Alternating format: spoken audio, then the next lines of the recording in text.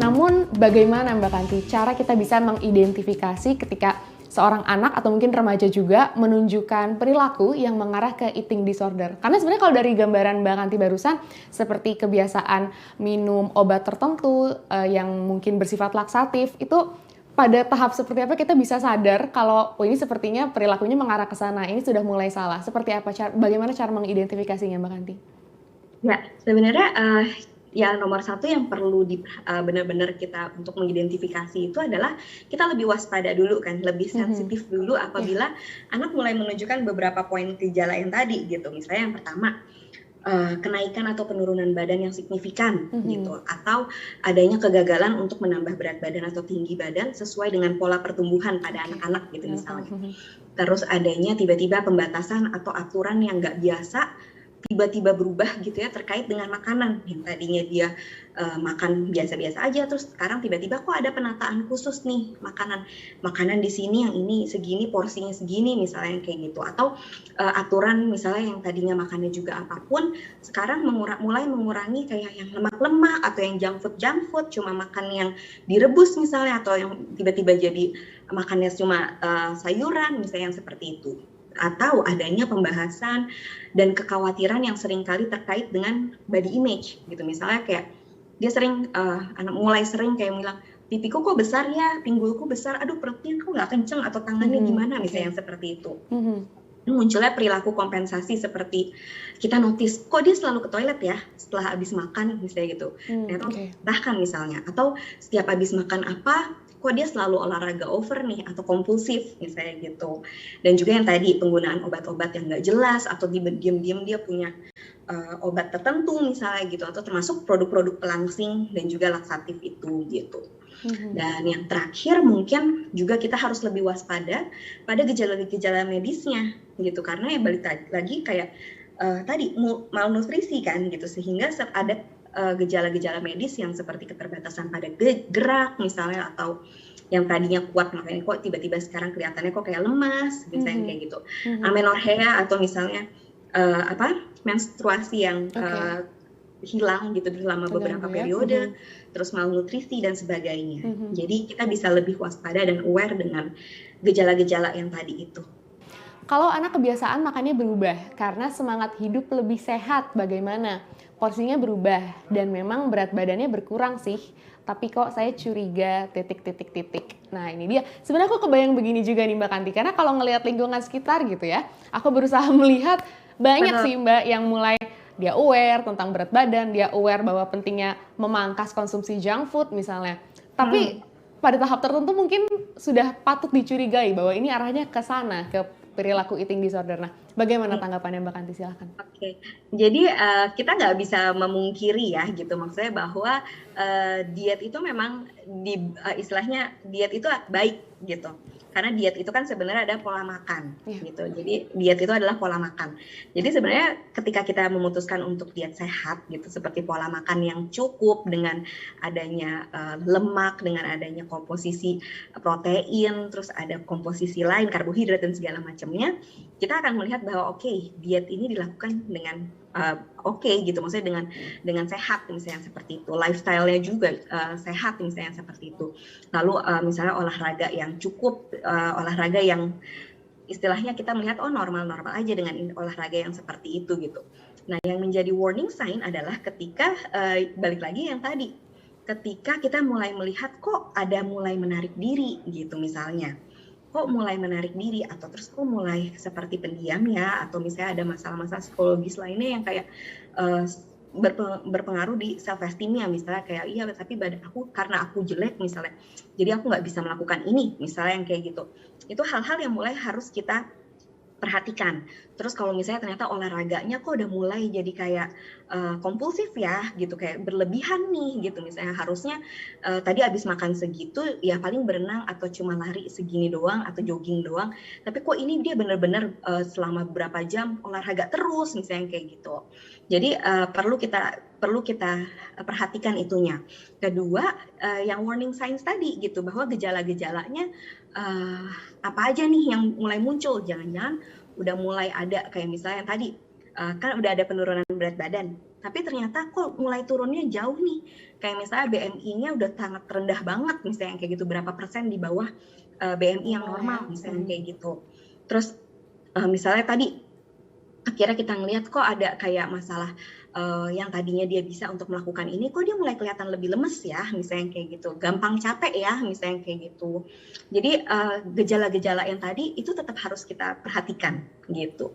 Sama kalau misalnya diet yang sehat kan biasanya cuma ngurangin misalnya porsinya aja dikurangin, tapi semua komposisi makanannya masih ada misalnya gitu. Tapi kalau yang ini benar-benar lemaknya nggak ada misalnya kayak gitu, atau protein benar-benar diambilnya yang limitsnya aja misalnya kayak gitu, dan itu pun sedikit, banyakan sayurnya misalnya seperti itu. Jadi hal-hal yang tadinya kita lihat ini masih dalam tahapan normal, tapi yang ini udah mulai berlebihan misalnya seperti itu, dan adanya perilaku kompensasi seperti yang tadi memuntahkan makanan gitu misalnya, itu perlu kita waspadai gitu. Kemudian bagaimana dari orang lain mungkin boleh menyikapi atau menindaklanjuti ini Mbak Kanti? Baiknya bagaimana ya Mbak? Oke, jadi sebenarnya memang balik lagi ya, peran keluarga dan orang terdekat itu emang penting banget gitu. Baik itu dalam pemulihannya, baik itu dalam pendeteksiannya misalnya seperti itu. Kalau misalnya memang udah melihat kayak ini kayaknya ada warning sign nih, misalnya gitu, ada warning signs nih kayaknya mengarah ke eating disorder misalnya kayak gitu. Kita boleh banget loh untuk mengajak untuk komunikasi. Cuma jangan maksudnya kadang-kadang kita tuh merasakan kayak tapi dia tertutup misalnya kayak gitu, dia nggak mau cerita misalnya gitu, karena itu tuh wajar banget gitu, itu sangat umum ditemukan karena orang-orang dengan eating disorder tadi itu sangat sekretif, karena bahkan gangguannya sendiri pun sekretif gitu, nggak mudah untuk dilihat gitu, karena sangat bersifat individual seperti itu. Jadi ketika kita sudah mulai melihat ada warning signs, kita boleh untuk ajak ngomong bareng gitu. Apalagi mungkin keluarga dalam tahap ini, anak dan remaja, berarti orang tua gitu ya, atau kakak adiknya misalnya, boleh banget untuk ngajak bicara gitu, misalnya bersama-sama untuk kayaknya ada sesuatu yang dinotis nih, misalnya seperti ini, gejala apa yang terlihat misalnya. Kita boleh tanya gitu, ada kesulitan apa sih misalnya seperti itu. Ketika dia sudah mulai terbuka, baru kita habis itu mencari bantuan seawal mungkin. Karena balik lagi, ketika eating disorder ditangani dari awal, kesempatan untuk recovery-nya juga semakin tinggi. Karena bantuan ini pun bisa didapatkan dari interdisciplinary team ya gitu, maksudnya berbarengan gitu, kita lakukan berbarengan dari segi medis seperti dokter misalnya, atau nutritionist gitu, pemimpin agama gitu. Bisa juga dengan terapis-terapis seperti misalnya CBT, gitu, cognitive behavior therapy. Karena balik lagi itu akan sangat membantu gitu. Pastikan juga kita konsisten dengan apa yang dilakukan dalam terapi. Jadi jangan sampai di terapinya seperti ini atau dari dokter masukannya seperti ini, tapi di rumah enggak terjadi misalnya yang seperti itu, atau di rumah nggak dilakukan misalnya kayak gitu. Dan juga dengan psikolog tuh bisa dilakukan gitu, karena untuk balik lagi faktor resikonya ada dari faktor psikologis yang seperti itu. Jadi kita pastikan juga bahwa kita aware dengan thinking errors, dengan cognitive distorsi yang ditunjukkan oleh anak atau remaja gitu, serta membantu mereka untuk bersama-sama menyadari dan mengoreksinya gitu. Karena misalnya nih anak bilang, aku kelihatan gendut banget nih di foto ini gitu, aku nggak kelihatan seneng karena berat badan aku waktu itu segini kilo misalnya gitu. Kita langsung udah harus sebaiknya kita bisa lebih sensitif gitu, bahwa ini thinking errors-nya. Terus kita bantu dia untuk sadar bahwa ini tuh thinking errors. Kita perbaiki, kita koreksi bahwa seneng karena punya badan bagus wajar banget kok gitu. Semua orang juga pasti pengen punya badan yang bagus gitu. Tapi coba deh kamu ingat-ingat, kebahagiaan kamu tidak ditentukan oleh berat badan loh gitu. Di foto ini kamu kelihatan nih, di foto yang ini kamu kelihatan seneng banget nih karena kita lagi jalan-jalan ke luar negeri bareng-bareng misalnya, atau kita ke tempat yang ini pertama kali, ngelihat ini pertama kali misalnya, yang seperti itu. Jadi bahwa kita benerin konsep pemikirannya gitu, bahwa bahagia bukan karena numbers on the scale gitu ya, dengan dari timbangannya gitu, tapi juga bahagia tuh karena momennya loh misalnya kayak gitu. Ini dengan momen yang seperti ini, ketika pada saat itu kamu kelihatan seneng kok misalnya kayak gitu. Karena balik lagi eating disorder kan adalah perjalanan yang panjang gitu, dan bisa ke-trigger dengan perilaku apapun.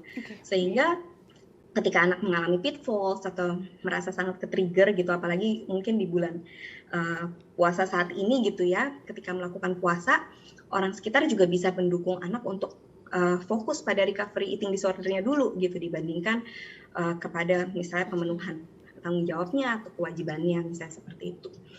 Hindari membicarakan tentang diet gitu, makanan, menggolongkan makanan sebagai baik dan buruk misalnya yang kayak gitu. Sebaliknya kita bisa bareng-bareng tentuin bersama gitu ya makanan yang bernutrisi dan dibutuhin untuk tubuh misalnya gitu. Hindari membicarakan mengenai berat badan atau bentuk tubuh orang lain juga gitu. Nah kalau misalnya memang dalam puasa ini gitu ya, bulan puasa ini apabila anak nggak bisa puasa, kita bisa sama-sama loh mengidentifikasi cara lain gitu untuk berpartisipasi dalam Ramadan. Misalnya kayak bersedekah, berbagi makanan bagi yang membutuhkan, misalnya yang seperti itu.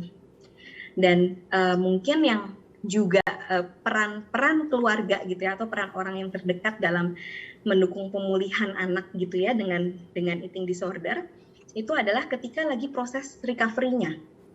Karena balik lagi, proses recovery-nya itu kan panjang. Jadi yang tadinya udah lagi oke, bisa ada pitfall, jatuh, relapse, nanti baru naik lagi, misalnya kayak gitu. Jadi sangat fluktuatif biasanya untuk recovery eating disorder. Jadi ketika dalam proses pemulihan itu, kita bisa loh untuk membantu anak menghadapi rasa tidak nyamannya gitu. Karena rasa tidak nyaman itu biasanya yang membuat mereka relapse lagi.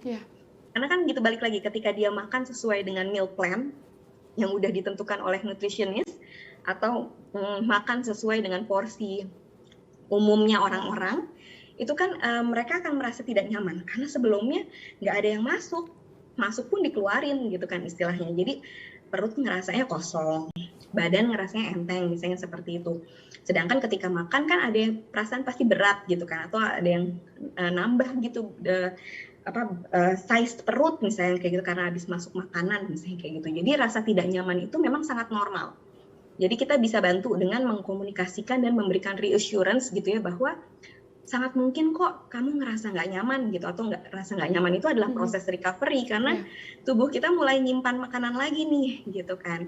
Jadi kita dengerin kecemasannya, semua apa yang dia ketakutannya dia atau pikiran-pikiran negatif yang dia miliki misalnya gitu, kita validasi bahwa itu normal kok, ngerasa itu tuh normal dalam proses pemulihan gitu.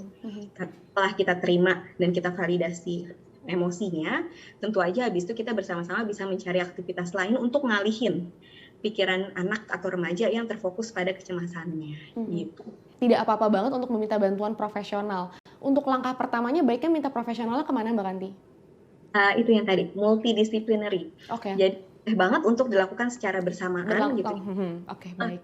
Karena balik lagi, karena eating disorder itu sendiri bukan masalah hanya gangguan yang istilahnya digolongkan ke masalah psikologis gitu. Baik. Di kedokteran, di medis gitu, itu juga menjadi satu concern gitu loh. Jadi benar-benar multidisciplinary. Makanya kenapa kalau misalnya ketika mengalami eating disorder, biasanya kita akan lakukan juga mencari bantuan multidisciplinary ke dokter gitu, karena untuk yang pertama mengatasi dulu efek apa nih yang udah ada di dalam badannya gitu. Karena kadang-kadang akan ada ketidakseimbangan elektrolit misalnya, atau ada fungsi organ tertentu yang sudah jadi nggak berfungsi dengan baik misalnya yang kayak gitu. Apalagi kalau misalnya sudah ada stop menstruasi berapa sampai 1 tahun misalnya yang seperti itu. Jadi itu perlu penanganan dari segi medis dari dokter. Jadi boleh untuk langsung ke dokter dan juga dilakukan bersamaan ke psikolog gitu, misalnya untuk menangani apa sih sebenarnya underlying issue-nya, misalnya seperti itu. Masalah psikologis apa nih yang mendasari, karena bisa aja ternyata dia punya masalah dengan kecemasan, ternyata dia punya masalah dengan konsep dirinya. Ada pengalaman buruk sebelumnya gitu yang akhirnya mengarah ke sini, atau jangan-jangan pernah mengalami sexual abuse tadi misalnya kayak gitu, atau physical abuse lainnya. Jadi itu bisa ditangani oleh psikolog. Selain itu juga bisa yang tadi ke agama misalnya gitu, ke keyakinan misalnya seperti itu, karena balik lagi keyakinan terkadang juga bisa membantu seseorang, nggak bisa ditutup kemungkinannya gitu maksudnya. Jadi tetap itu dibutuhkan. Dan setelah itu baru kita bisa mencari bantuan terapi seperti cognitive behavior therapy yang umumnya memang dari penelitian-penelitian, terapi CBT inilah yang biasanya membantu dalam proses pemulihan gitu. Baik. Jadi bisa dilakukan ke multidisiplinary seperti tadi. Multidisiplin artinya minta turun tangan dari profesional pun mungkin tidak bisa hanya dari satu pihak Mbak Kanti ya. Betul, betul. Nah,